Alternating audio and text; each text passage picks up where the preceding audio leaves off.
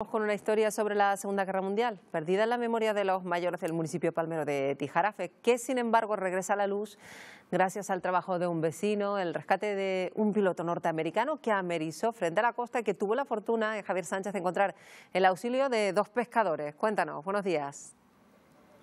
Buenos días, Marta. Buenos días, Karen. Pues sí, fue el empeño de un vecino de Tijarafe, Raúl Aguiar, que había oído esa historia cuando él era mucho más joven en el colegio a una profesora. Había oído esa historia y así poco a poco fue recuperando la historia de ese piloto. Primero fue averiguando su nombre, John F. Carr, y posteriormente fue yendo hacia atrás para saber qué es lo que había sucedido al norte de Canarias. Lo cierto es que este pasado sábado, después de muchos meses tratando de localizar a familiares, de llenar los datos vacíos en esa historia, consiguieron unir a los hijos de John F. Carr con los nietos de los pescadores que lo rescataron en las costas de Tijarafe en 1943. Un lugar, ese mirador situado en la zona costera de Tijarafe, que se convertirá en un punto de referencia para recordar esta historia dentro de unos meses. Con nosotros tenemos a Policarpo Martínez, el concejal de Patrimonio Histórico del Ayuntamiento de Tijarafe. Policarpo, esto es una historia muy curiosa que ha tardado mucho tiempo en sacarse a la luz, pero que finalmente, hay que recordar que John F. Carr murió el pasado mes de mayo, quiso donar a la isla de La Palma un objeto muy preciado y que hasta los últimos días de su vida pues fue un objeto que tuvo casi como culto, ¿no? Porque le salvó la vida y le salvó la vida aquí en La Palma. Sí, lamentablemente el señor Carr pues no pudo disfrutar de estos actos, de estos homenajes. Y sí también tenemos que destacar, pues como tú acabas de decir, la generosidad de esta familia, ¿no? Que se ha desprendido de objetos pues que son de su patrimonio familiar, su patrimonio pues digamos pues histórico, ¿no? De su pequeño patrimonio histórico, como ha sido este chaleco, que realmente está en mejor estado del que pensábamos. También nos han donado algunos elementos más, artículos de prensa que también estarán expuestos en este museo.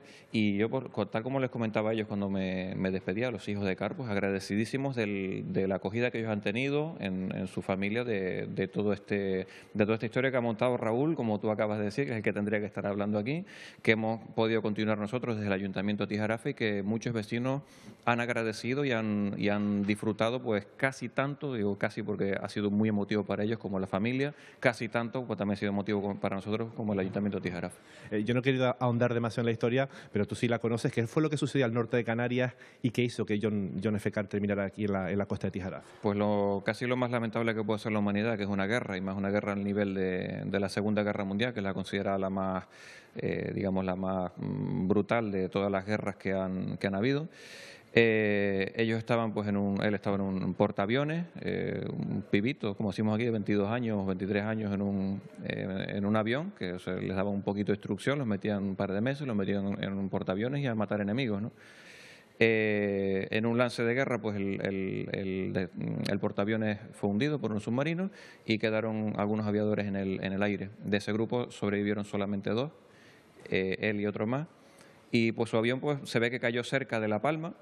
Él se encontraba desorientado porque pensaba que estaba cerca de Madeira, vio algunas luces, pues optó por amerizar cerca de lo que creía que era la isla de Madeira, y allí pues lo rescataron dos pescadores de nuestro municipio que se encontraban pues subsistiendo, porque era lo que se hacía en aquella época. Tijarafe no es un pueblo pesquero, evidentemente, y la gente iba a pescar pues para alimentarse.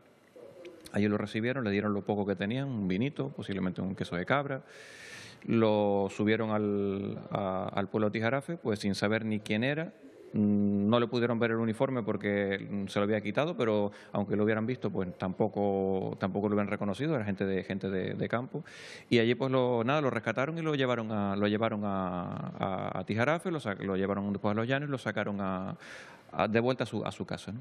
Muchas gracias, Policarpo, porque ahí termina la historia. Fue tratado como preso, el único piloto de guerra americano que fue capturado de aquella manera, evidentemente, en España. Lo cierto es que fue tratado con un trato exquisito y posteriormente llevado, como decimos, a Gibraltar, donde había una base norteamericana, y ahí volvió nuevamente a la vida John F. Carr.